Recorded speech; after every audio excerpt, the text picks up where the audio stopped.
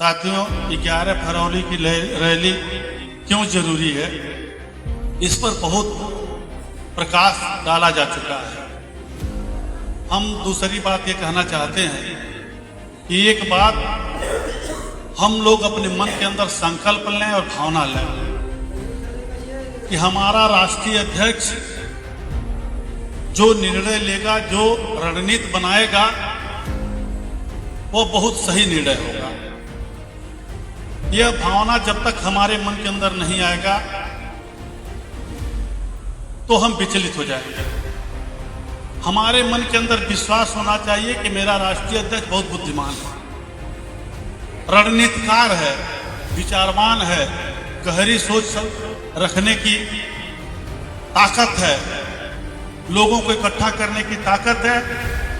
यह हमारे मन के अंदर भावना होना चाहिए। 3 प्रकार के इंसान होते हैं मेरे भाइयों। एक व्यक्ति जो बहुत बुद्धिमान होता है, हम क्या कहना चाह रहे हैं आपसे बिना कहे बात को समझ ले और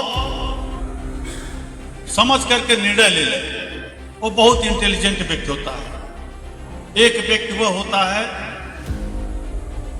कि समझे कुछ भी नहीं, लेकिन यह मान ले कि मेरा भाई, मेरा अगुआ जो कह रहा है बहुत सही कह रहा है, हमको अपने तरफ से कोई डिबेट नहीं करना है, तर्क कुतर्क नहीं करना है, वह व्यक्ति भी बहुत अच्छा होता है। लेकिन एक व्यक्ति जो समझता भी नहीं है और अपने पास बुद्धि भी नहीं है, लेकिन हर बात में तर्क कुतर्क करके सत्यानाश कर देता है, मीडियम बुद्धि वाला आदमी, वो बहुत खतरनाक होता है, बहुत बेकार होता है।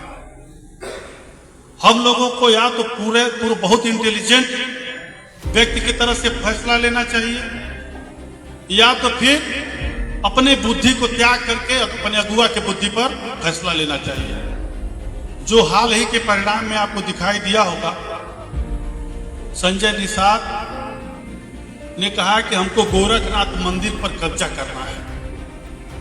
चुनाव की तो बात छोड़ो मेरे साथी, चुनाव तो जीत ही लिया, कहा गोरखनाथ मंदिर पर कब्जा करना है और कूच कर दिया अपने बिरादरी के साथ गोरखनाथ मंदिर पर कब्जा करने के लिए। ये सारे लोग जानते हैं कि यह संभव नहीं था, यह सिर्फ एक बात थी, यह एक मुद्दा था। मैंने संजय निषाद से पूछा कि आपने ऐसा क्यों निर्णय लिया, तो कहा कि मैं ये देखना चाहता हूं कि हमारे गलत से गलत निर्णय पर भी हमारा समाज कितना समर्थन करता है। और समर्थन किया समाज ने, 5 से 10,000 लोग मंदिर पर कब्जा करने के लिए रवाना हुए, मार खाए, लाठी खाए, हाथ पैर टूट गया। लेकिन उसका परिणाम क्या हुआ कि भारतीय जनता पार्टी को कंधे पर नहीं, अपने सर पर संजय निषाद को बैठाना पड़ गया। इसका परिणाम हुआ। हमारा समाज क्या करता, हमारा समाज अपने राष्ट्रीय अध्यक्ष को गाली देना शुरू कर देता कि इतना खराब निर्णय, गोरखनाथ मंदिर में कब्जा करे जाता, अरे बाप रे बाप, इतना पापी हो गई बात है, इतना गलत आदमी हो गई बात है। मतलब आप समझ लीजिए कि सत्यानाश हम कर जाते हैं। लेकिन उसका समाज माना, हमारा राष्ट्रीय अध्यक्ष जो कर रहा है वो रणनीति के अंतर्गत कर रहा है। इतना जबरदस्त समर्थन होना चाहिए। दूसरा घटनाक्रम पर मैं प्रकाश डालना चाहूंगा कि मोदी जी ने घोषणा किया कि हम बनारस से चुनाव लड़ेंगे। उनके घोषणा करते ही अनुप्रिया पटेल ने घोषणा कर दिया कि बनारस से हम भी इनके खिलाफ चुनाव लड़ेंगे। आप ये बता दीजिए, योगी जी के अभी सांसद का चुनाव लड़े और जीएम सिंह कहते हैं या गंगा सिंह कहते हैं, किसान सिंह कहते हैं कि योगी जी के खिलाफ हम चुनाव लड़ेंगे, तो आप लोग तो गरियाना शुरू कर देंगे, मौका मिलेगा जूता से भी मारेंगे।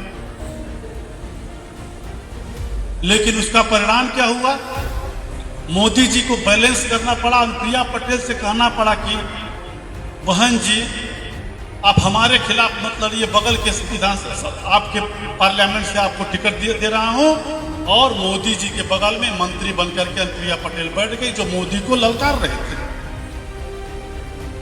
यह समाज का समर्थन का निर्णय है। आप अपने परिवार पर उठा करके देखिए, जो लड़का बहुत सीधा होगा, अच्छा होगा, आपका आज्ञाकारी होगा, आपके खिलाफ, अपने परिवार के पिता के खिलाफ कभी विद्रोह नहीं करेगा, एकदम नतमस्तक होकर के अनुशासित तरीके से रहेगा, उसके विषय में चिंता आप कम करेंगे। अभी एक लड़का नंगाबाजी घर में शुरू कर दे तो रात दिन आपके दिमाग में रहेगा इसको कैसे मना करके रखें, नाराज न होने पाए। हमको ऐसा माहौल क्रिएट करना है। 11 फरवरी की रैली तो शुरुआत है मेरे साथियों, वो अंत नहीं है। 11 फरवरी के बाद तो शहीदवारों का स्क्रिप्ट लिखा जाएगा, कहानी लिखा जाएगी, क्या करना है।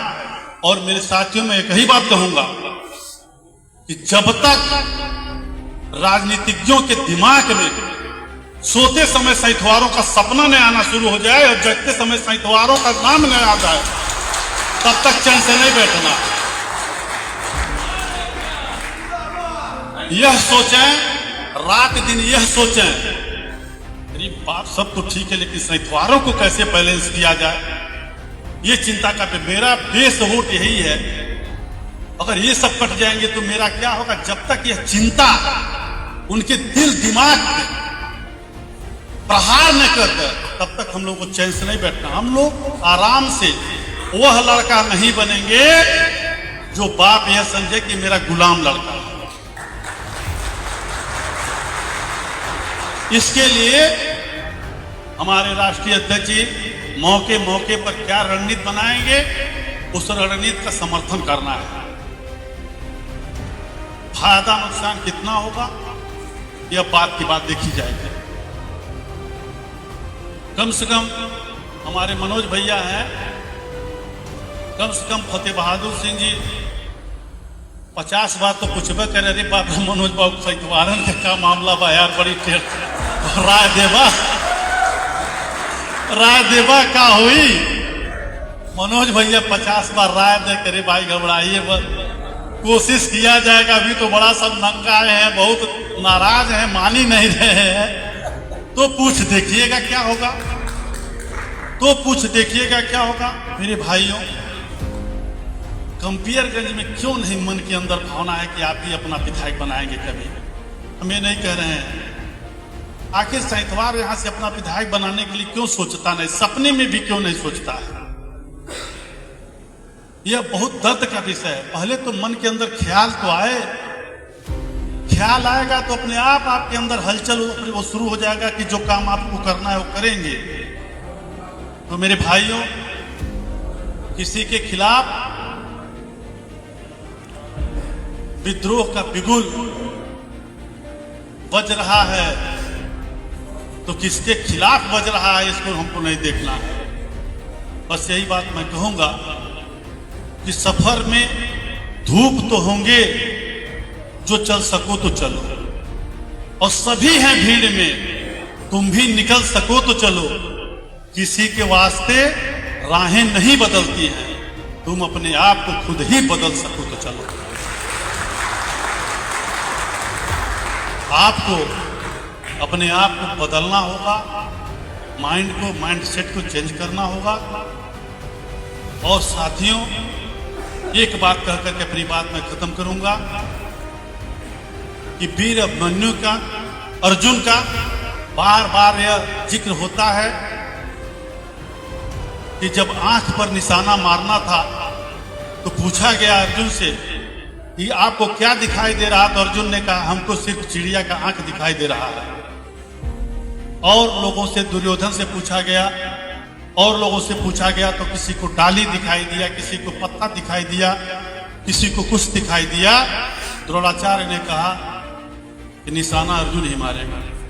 जिसको जाति दिखाई देगा उसको कुछ नहीं दिखाई देगा, और जिसको और चीज दिखाई देगा वह जात पीछे छोड़ देगा। मैं गारंटी के साथ कहना चाहता हूं। तो हम अगर जाति जब देखने का संकल्प करेंगे तो फिर और कुछ नहीं देखेंगे, चाहे कुछ भी आ जाए, कोई भी मुद्दा आ जाए, हम मन से नहीं कहना चाहते हैं, चाहे वो राष्ट्रवाद का मुद्दा आ जाए, चाहे धर्म का मुद्दा आ जाए, कोई भी मुद्दा आ जाए, हमको मुद्दा नहीं दिखाई देगा। हमको सिर्फ और सिर्फ दिखाई देगा तो जाति दिखाई देगा। यही अपील करते हुए, और मुझको विश्वास है 11 तारीख को आप बड़े पैमाने पर पहुंचने वाले हैं। सहितवाद समाज यह चूक नहीं करने वाला है आपकी 11 तारीख को, कि राजभर जाग जाएगा, निषाद जाग जाएगा, प्रजापति जाग जाएगा, गौड़ जाग जाएगा, नाई बिरादरी जाग जाएगी। नाई बिरादरी ने मीटिंग करना शुरू किया तो अखिलेश यादव सहजनवा में नाई सम्मेलन किए। अब कहानी देख लीजिए क्या हो रहा है।